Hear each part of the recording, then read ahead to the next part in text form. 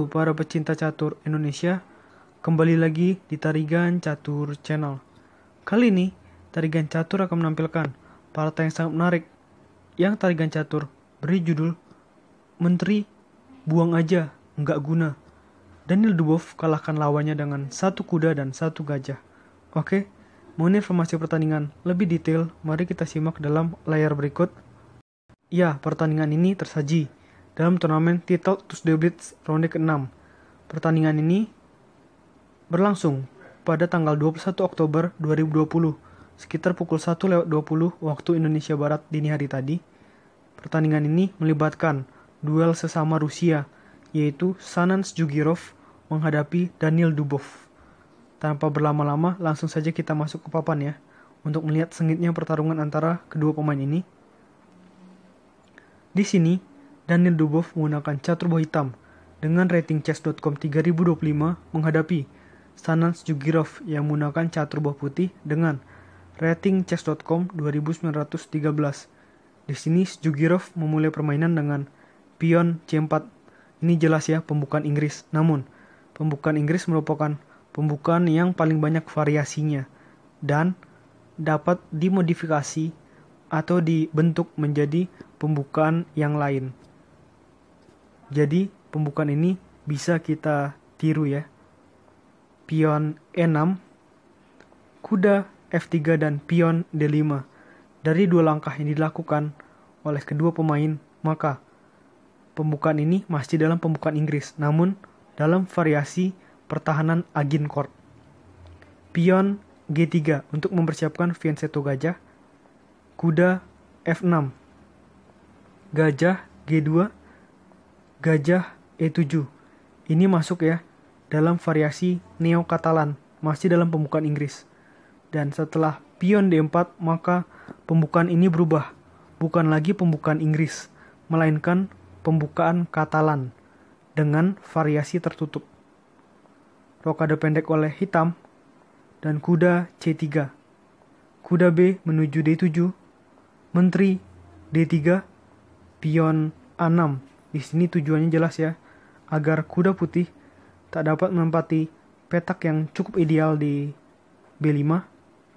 Pion B3 untuk mempersiapkan fianchetto gajah di petak yang berlawanan. Pion B5. Di sini jelas ya, hitam hanya ingin mencoba untuk membuang pionnya dengan kompensasi bahwa nanti benteng hitam bisa menguasai lajur A atau lajur B dengan tanpa pion di depannya.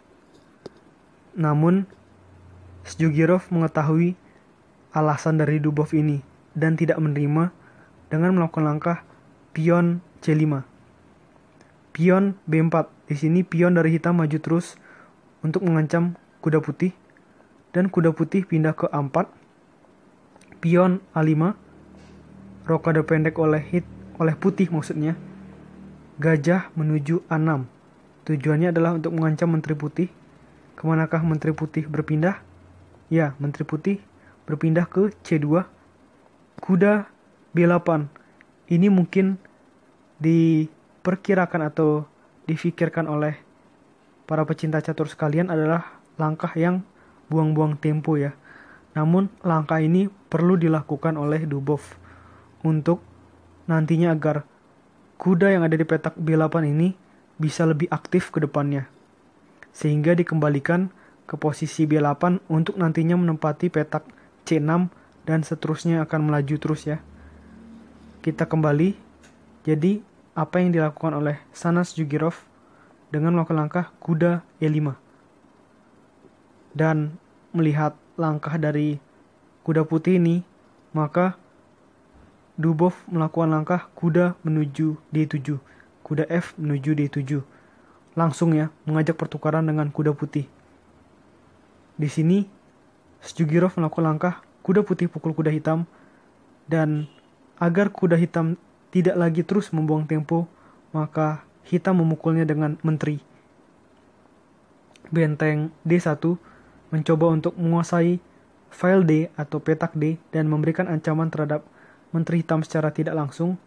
Namun, hitam melakukan langkah kuda menuju C6, pion E4, benteng A menuju D8, gajah E3, gajah B5, kuda B2, pion D pukul E4, gajah pukul E4, pion F5, gajah kembali ke G2, gajah F6, dan di sini pion maju ke D5.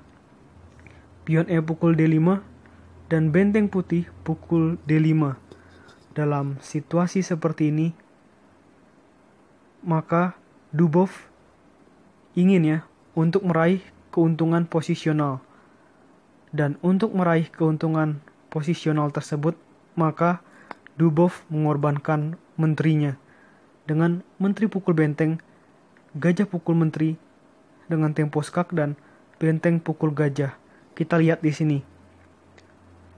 Semua perwira dari hitam dapat aktif ya, apalagi jika benteng hitam yang di dekat raja akan ditumpuk di lajur D. Itu akan membuat hitam semakin luar biasa ya dalam pengembangan buah walaupun sudah tidak memiliki menterinya. Di sini tentu tak ingin hitam lebih aktif, maka putih melakukan langkah benteng pukul atau benteng ke D1. Di sini barulah benteng hitam pukul benteng putih dan kuda pukul benteng. Kuda E5, dan inilah langkah yang cukup salah dari seorang Sjugirov dengan melakukan langkah menteri pukul pion di F5. Ada langkah lebih baik ya menurut analisa komputer dengan melakukan langkah pion F4. Tujuannya agar Raja Putih memiliki banyak ruang untuk menghindar dari ancaman perwira-perwira hitam ya. Apabila langkah ini dilakukan, maka yang akan terjadi menurut analisa komputer akan seperti ini. Kuda F3 skak, Raja F2, kuda D4, gajah pukul D4, gajah pukul D4 dengan tempo skak, Raja G2, gajah C6, skak, Raja H3, benteng F6 dan seterusnya ya. Namun di sini melakukan langkah menteri pukul pion di F5. Dan setelah gajah pindah ke D7, otomatis menteri putih mundur ke C2. Dan ini membuat perwira-perwira dari hitam akan lebih agresif, akan lebih ekstrim dalam menyerang pertahanan sayap raja dari putih. Dan di sini hitam melakukan langkah kuda menuju F3 skak. Seharusnya dalam posisi seperti ini, raja harusnya berpindah ke petak H1 ya. Harusnya. Jika ini dilakukan, maka yang terjadi menurut analisa komputer akan seperti ini. Gajah C6, menteri C4 skak, Raja H8, menteri A6, gajah E4, gajah F4, benteng A8, menteri pukul benteng, gajah pukul menteri, dan seterusnya ya. Harusnya seperti ini. Namun di sini justru putih melakukan langkah raja menuju F1. Ini merupakan langkah blunder yang membuat hitam akan segera mendapatkan menteri dari putih.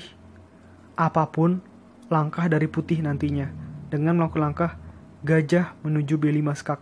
Dan setelah melakukan langkah ini oleh Dubov, maka Sjugirov menyerah. Karena seperti yang tadi tarikan catur utarakan, apapun langkah dari putih selanjutnya, maka menteri akan hilang. Jika raja pindah ke petak G2 jelas, kuda pindah ke E1 skak menteri. Dan di sini raja sudah tidak bisa bergerak selain langkah itu, maka langkah paling bagus adalah menteri pindah ke E2 atau menteri pindah ke C4 untuk menutup skak ya. Jadi ini situasinya sudah serba sulit bagi Sjugirov, dan atas alasan itu, Sjugirov memutuskan untuk menyerah. Ini adalah kemenangan yang sangat bagus bagi Dubov. Oke, menurut Tarigan Catur, video kali ini cukup. Nantikan video-video selanjutnya tetap di Tarigan Catur Channel.